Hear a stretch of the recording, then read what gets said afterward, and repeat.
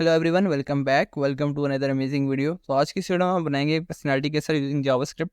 तो personality guesser में ये होगा, हमारे पास कुछ भी हम रैंडम सा अपना नेम लिखेंगे और उस हिसाब से एक वेटर हमारे पास जनरेट हो गया। अगर यहाँ पे मैं कुछ भी नेम लिखता हूँ, जैसे मैं लिखता हूँ अली, और मैं कहता हूँ जनरेट वाले बटन को क्लिक करता हूँ, तो देखो हमारे पास एक रैंडम जो वेटर है वो जनरेट हो गया है।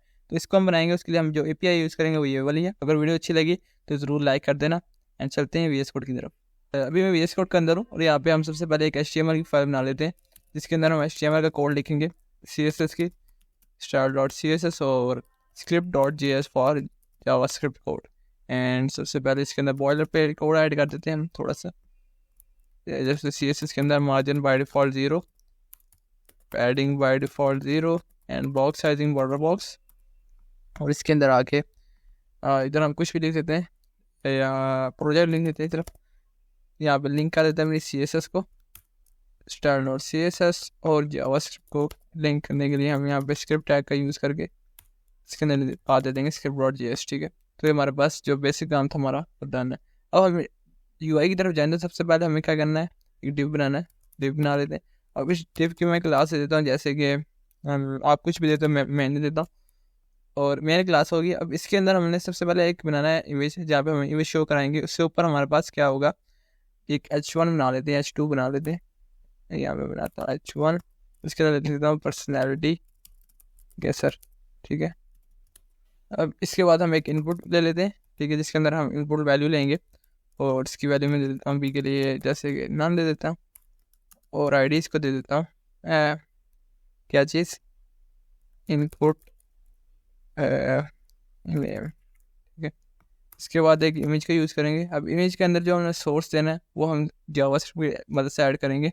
मतलब जो हमारे पास यूज़र एंटर करेगा ना यहाँ पे वैल्यू में, इनपुट टाइप में, तो इनपुट फील्ड में वो हमने यहाँ पे SRC के अंदर दे देना, और फिर हम उस हिसाब से जनरेट करेंगे API को।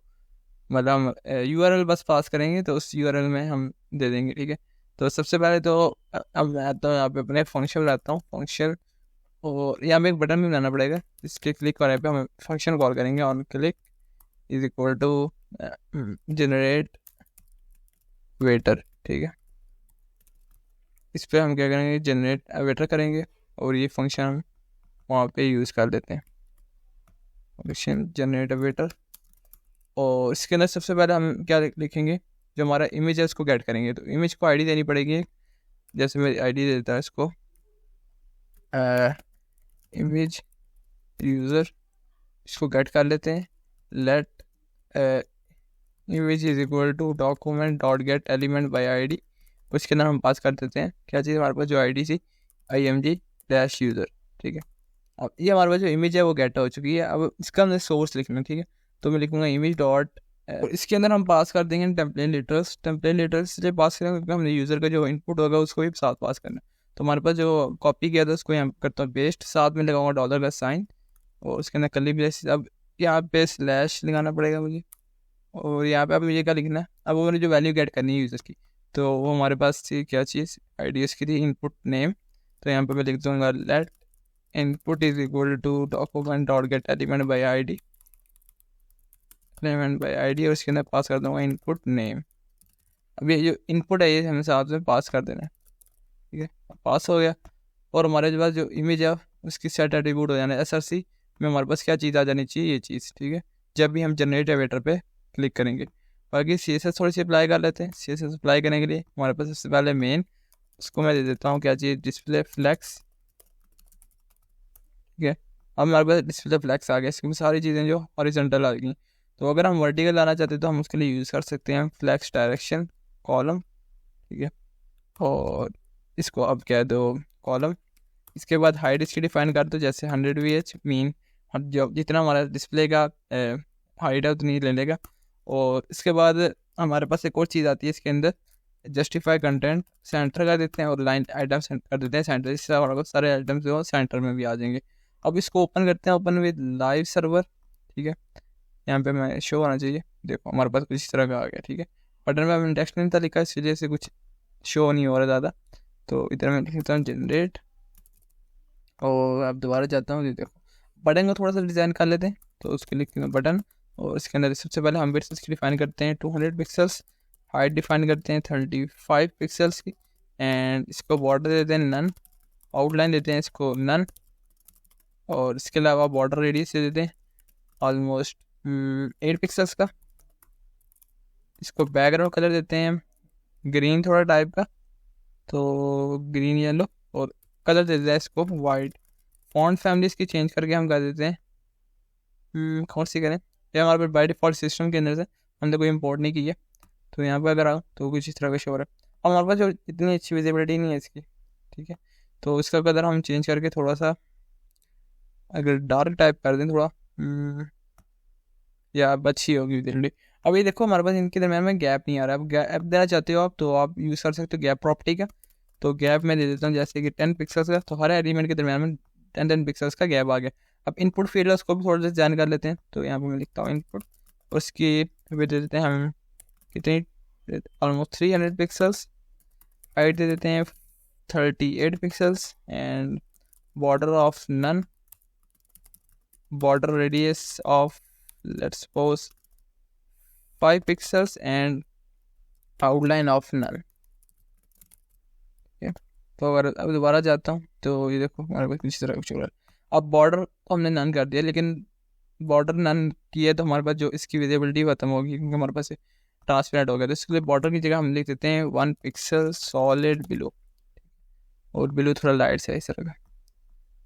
और अब इस देखो हमारे पास कुछ अच्छा इस तरह का शो हो रहा है। और हम फॉन्ट अगर चेंज करना चाहें तो वो भी हम चेंज कर सकते हैं, ठीक है। तो फॉन्ट का साइज़ भी चेंज कर लेते हैं, font size let's suppose 1 rem, and font family तो हम ये वाली कर लेते हैं। इसके अलावा पैडिंग दे देते हैं लेफ़्ट साइड से कितनी, ऑलमोस्ट 8 पिक्सल्स की। तो अभी देखो कुछ इस तरह का शो हो रहा है, ठीक है। अगर मैं कुछ टाइप कर रहा हूँ तो कुछ इस तरह शो हो रहा है। एंड ऑल्सो हमारा जो ऊपर वाला फॉन्ट है उसको भी हम चाहें तो चेंज कर सकते हैं। तो उसको चेंज करने के लिए हमारे पास किधर है H1, तो H1 पे हम लगाएंगे फॉन्ट फैमिली, फॉन्ट फैमिली, और इस पर हम लगा देते हैं कोई सी भी लगा लो आप, आई थिंक ये सही रहेगी। या इसका कलर वगैरह हम चेंज कर देते हैं, कलर पर्पल कर देते हैं। और बैकग्राउंड जो कलर है ना हमारा बस, तो ये बैकग्राउंड कलर्स को हम चेंज करके ब्लैक करके थोड़ा सा लाइट ब्लैक कर देंगे, जिससे हमारा वेबसाइट थोड़ी अच्छी लगेगी। तो ये देखो, ठीक है। अब इसको आप चाहो तो डार्क भी कर सकते हो, या गैप आप चाहो इंक्रीज भी कर सकते हो। मैंने 10 पिक्सल्स किया था, आप ऑलमोस्ट 3 तक कर दो, और कलर को पर्पल की जगह थोड़ा सा और डार्क कर दो, ठीक है। कुछ इस तरह का शो हो रहा है। अगर लाइट करना चाहो जिससे विजिबिलिटी हमारे पास इंक्रीज हो सकती है तो हम लाइट करते थे, ठीक है। हमारे पास कुछ इस तरह का शो हो रहा है। एंड ऑल्सो हमारे पास जो बेसिक स्ट्रक्चर था CSS थी वो अप्लाई होगी। सपोज करो मैं यहाँ पे इमेज हमारे पास कहाँ पे यूज़ हुई थी, इमेज हमारे पास यूज़ हुई थी यहाँ पे, इनपुट के बाद हमारे पास इमेज आई थी, ठीक है। सपोज मैं यहाँ पे लिखता हूँ कुछ भी, जैसे मैं लिखता हूँ अली, और मैं करता हूँ जनरेट पे, तो हमारे पास क्या हो रहा है, कुछ भी नहीं हो रहा। अब मैं जाता हूँ अपने इंस्पेक्ट पर कंसोल पे जाता हूँ, देखता हूँ क्या रहा है, फेल टू रिसोर्स, ठीक है। दोबारा रिफ्रेश किया उसको, कुछ भी एडर किया, जनरेट किया, तो हमारे पास एक सर्वर एरर आ रहा है हमारे पास। यहाँ पे हमारे पास लिखा हुआ है API/v1/random। तो रैंडम को हमने नहीं यूज़ करना है, तो हम इसको हटा देंगे। स्लैश अब इनपुट है, अब इनपुट खाली इनपुट रखना नहीं है, हमें यहाँ पे रखते हैं वैल्यू, ठीक है। और इसकी जो वैल्यू है वो गेट करनी है। तो दोबारा जाता हूँ अपने ब्राउज़र में, यहाँ पे मैं कुछ भी लिख सकता हूँ, जैसे मैं लिख देता हूँ अली, इसको करता हूँ जनरेट, तो हमारे पास देखो एक इमेज आ रही है, ठीक है, इस तरह। अब इमेज हमारे पास काफ़ी बड़ी है, इसको हम चाहें तो छोटा भी कर सकते हैं। उसको छोटा करने के लिए हमने स्टाइलिंग करनी पड़ेगी, हमने स्टाइलिंग नहीं थी की CSS में। तो इमेज को हम दे देते हैं विड्थ जैसे कि 100 पिक्सल्स की, हाइट भी दे देते हैं 100 पिक्सल्स की, ठीक है। दोबारा जाता हूँ ब्राउज़र में, तो ये देखो हमारे पास कुछ इस तरह की शो हो रही है। अब हम चेंज करेंगे तो हमारे पास वो कोर्स जो है वो डिफरेंट हो जाएगी। तो अगर आपको वीडियो अच्छी लगी हो तो लाइक कर देना, शेयर कर देना।